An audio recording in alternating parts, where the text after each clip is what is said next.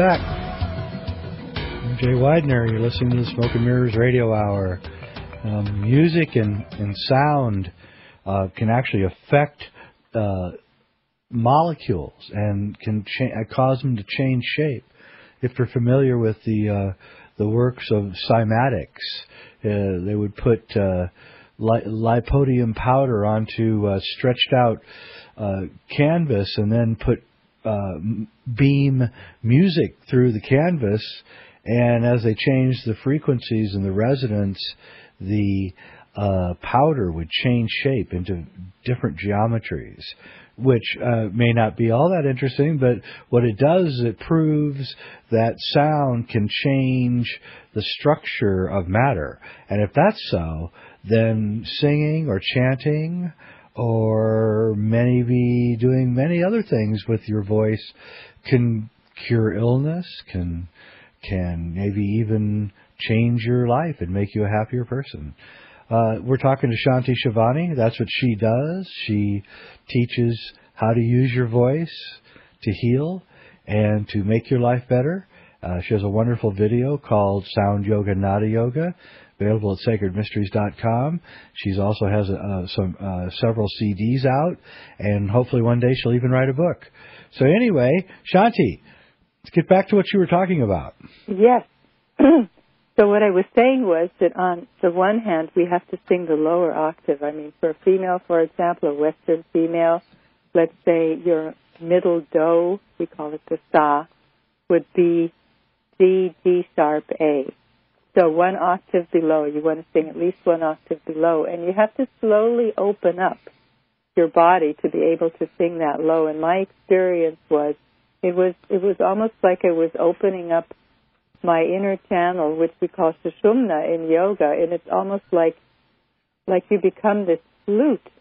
It always felt like it was like a chimney sweep. I was like a chimney sweep opening up all the different chakras, aligning them, but also opening up the central channel all the way down to the pelvic floor. And we did this practice. We started it while it was still dark, and we would finish when the sun would rise. And we would do that because when it's dark, the pineal gland is still functioning. So this practice is not just about healing yourself on all levels, on physical, emotional, mental, and spiritual, but it is also, I just lost the thread. Yes, it is a path of self-realization. So that's why clearing the central channel is so important as well. And that's why it's so important to sing when it's dark, because that's when the pineal gland is functioning. That is when you have this potential for a real awakening.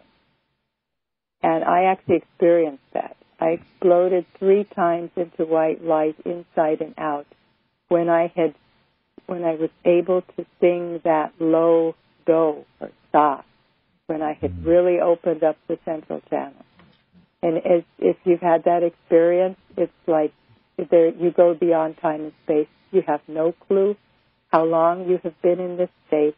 It's an absolutely ecstatic state, being in this light. And you come out, and it's like you're reborn.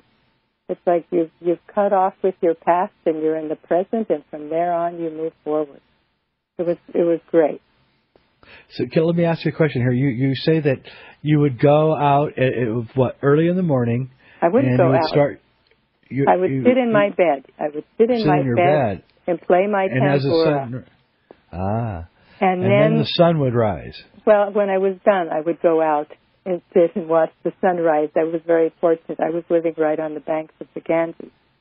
But the important thing is that you do the practice while it's dark, because the pineal gland is open. Yes.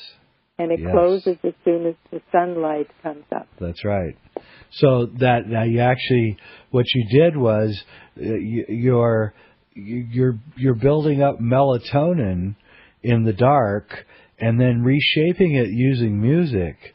And then Yeah, and then when the light strikes the eye, all of that built up, restructured melatonin turns into serotonin, and that's when you go into a place.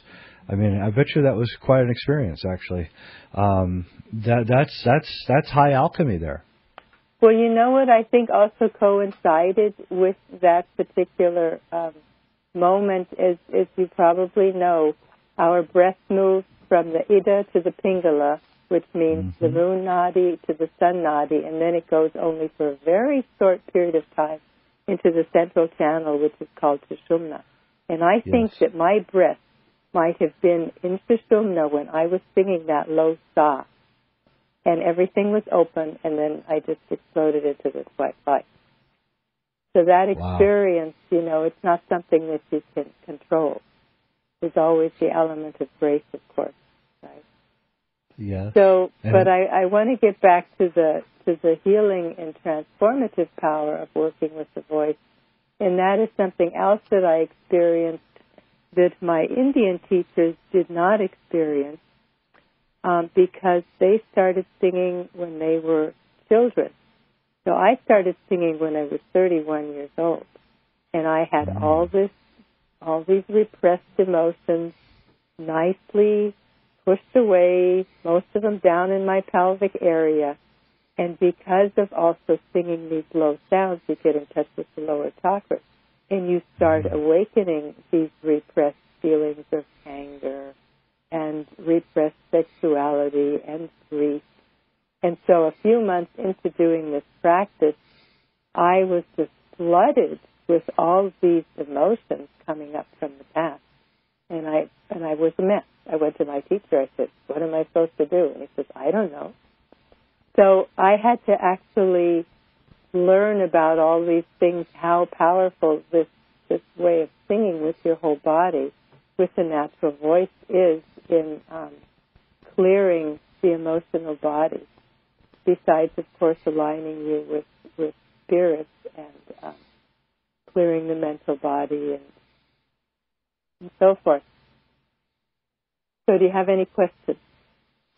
Well, so what is the name of the? I know you told me, but I wanted to reiterate. What's the name of the singing that you were taught? What's it called? It's called Drupad. Drupad. And what is it? Where does it come from? Well, you're not going to be able to answer. Hang on, we got one of our irritating breaks. Well, the only problem with this radio show is that these kinds of subjects, tend to lengthen out your thoughts, and we have to keep interrupting. We have to keep coming back. We'll come back to that question, Shanti, and I'll be back. You are listening to the Smoke and Mirrors Radio Show. I'm Jay Weidner, talking to Shanti Shivani, right here on the satellite and the network. We'll be back. Thanks.